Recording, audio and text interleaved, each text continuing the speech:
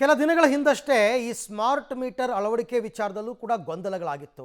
ವಿಪರೀತ ದುಡ್ಡು ಕೇಳ್ತಾ ಇದ್ದಾರೆ ಹಾಗೆ ಹೀಗೆ ಅಂತ. ಈಗ ಗಾಯದ ಮೇಲೆ ಬರೆ ಗ್ರಾಹಕರಿಗೆ ವಿದ್ಯುತ್ ಸ್ಮಾರ್ಟ್ ಮೀಟರ್ ಶಾಕ್ ಅಂತ. ಏನಂದರೆ ಸ್ಮಾರ್ಟ್ ಮೀಟರ್ ಅಳವಡಿಕೆಗೆ ಹೆಚ್ಚುವರಿ 2% ಟ್ಯಾಕ್ಸ್ ಅಂತ ಸರ್ಕಾರ ತಗೊಂಡಿರೋ ತೀರ್ಮಾನ. ರಾಜ್ಯಾದ್ಯಂತ ಸ್ಮಾರ್ಟ್ ಮೀಟರ್ ಜಾರಿಗೊಳಿಸೋದಕ್ಕೆ ತಯಾರಿ ಆಗ್ತಾ ಇದೆ. ಹೊಸ ಕನೆಕ್ಷನ್ಗೆ ಮಾತ್ರ ಸ್ಮಾರ್ಟ್ ಮೀಟರ್ ಅಂತ ಹೇಳಿತ್ತು ಮೊದಲು ಇಂಧನ ಇಲಾಖೆ. ಈಗ ಎಲ್ಲ ಮಾಡೋಣ ಅಂತ ಹೇಳಿ ತೀರ್ಮಾನ ಮಾಡಿದ್ದಾರೆ. ಕೇಂದ್ರದ ಸಬ್ಸಿಡಿಗಾಗಿ 15,000 ಕೋಟಿ ಕಟ್ಟಬೇಕು, ಬಾಕಿ ಕಟ್ಟಬೇಕು. ಎಲ್ಲಿಂದ ತರಬೇಕು ಆ ದುಡ್ಡು? ಜನರ ಮೇಲೆ ಹಾಕಿ ಅಂತ CM ಈಸಿಯಾಗಿ ಹೇಳಿದ್ದಾರೆ. ಈ ಹಣ ಹೊಂದಿಸೋದಕ್ಕೆ ಸ್ಥಳೀಯ ಸಂಸ್ಥೆಗಳಿಗೆ ತೆರಿಗೆ ಏರಿಕೆಗೆ ಮುಖ್ಯಮಂತ್ರಿಗಳು ಸಲಹೆ ಕೊಟ್ಟಿದ್ದಾರೆ.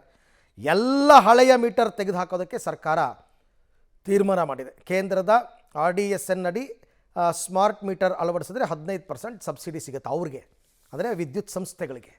ಅದಕ್ಕೆ 2% ಎಕ್ಸ್ಟ್ರಾ ಕೊಡಬೇಕಂತೆ. ಮೊದಲೇ ನಮ್ಮಲ್ಲಿ ಸ್ಮಾರ್ಟ್ ಮೀಟರ್ ಬೇರೆ ರಾಜ್ಯಗಳು ಕಂಪೇರ್ ಮಾಡಿದ್ರೆ ಸಿಕ್ಕಾಪಟ್ಟೆ 1 to 4 ಟೈಮ್ಸ್ ದುಡ್ಡು. ಬೇರೆ ರಾಜ್ಯದಲ್ಲಿ ₹1 ಇದ್ದರೆ ಇಲ್ಲಿ ₹4 ಇದೆ. ಅದ್ರ ಮೇಲೆ 2% ಟ್ಯಾಕ್ಸ್. ಮೊದಲು ಹೊಸ ಕನೆಕ್ಷನ್ಗೆ ಮಾತ್ರ ನಾವು ಸ್ಮಾರ್ಟ್ ಮೀಟ್ರ್ ಹೊಂದಿದ್ರು, ಹಂಗಲ್ವಂತೆ ಈಗ ಹಳೆ ಮನೆಗಳಿಗೂ ಸ್ಮಾರ್ಟ್ ಮೀಟ್ರ್ ಹಾಕಿಸ್ಬೇಕಂತೆ. ಎಲ್ಲಾದರೂ ಚೇಂಜ್ ಮಾಡ್ತಾರಂತೆ. ದುಡ್ಡು ಕಟ್ಟಬೇಕು ನೀವು. ಆ ದುಡ್ಡಿನ ಜೊತೆಗೆ 2% ಎಕ್ಸ್ಟ್ರಾ ಕಟ್ಟಬೇಕು.